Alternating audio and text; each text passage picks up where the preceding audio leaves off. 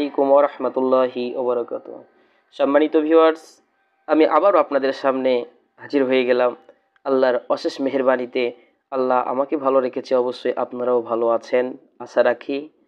আজকেও আপনাদের সামনে একটি গুরুত্বপূর্ণ দোয়া নিয়ে হাজির হলাম, যে দোয়াটির কথা রাসূল সাল্লাল্লাহু আলাইহি সাল্লাম বলেছেন, যদি কোনো ব্যক্তি, কোনো বান্দা বান্দি আল্লাহ পাক রব্বুল আলামিনের তাকে খুশি করার উদ্দেশ্যে যদি এই দোয়াটি বলে থাকে, যে দোয়াটি অতীব হালকা নগণ্য, সেই দোয়াটি আল্লাহ পাক রব্বুল আলামিন বললেন, যদি ওই দোয়া, ওই বাক্যগুলা মিজানের পাল্লায় তুলে দেওয়া হয়, নেকির পাল্লায় তুলে দেওয়া হয়, আর পুরো পৃথিবী যদি এক পাল্লায় তুলে দেওয়া হয়, তাহলে নেকির পাল্লাতে বা মিজানের পাল্লাতে এই দোয়ার ফজিলতটাই বা এই দোয়ার বরকতটাই, মহত্বটাই অনেক বড় হবে, পুরো পৃথিবীর চাইতে বেশি বড় হবে বা ওজনে ভারী হবে।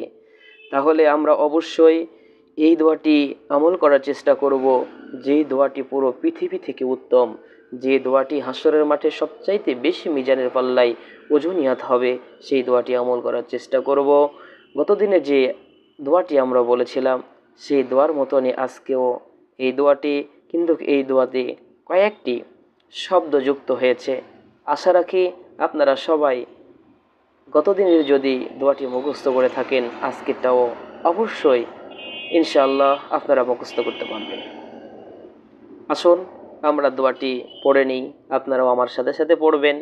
বলেন সবাই, সুবহানাল্লাহি ওয়া বিহামদিহি সুবহানাল্লাহিল আযীম। আবার বলেন, সুবহানাল্লাহি ওয়া বিহামদিহি সুবহানাল্লাহিল আযীম।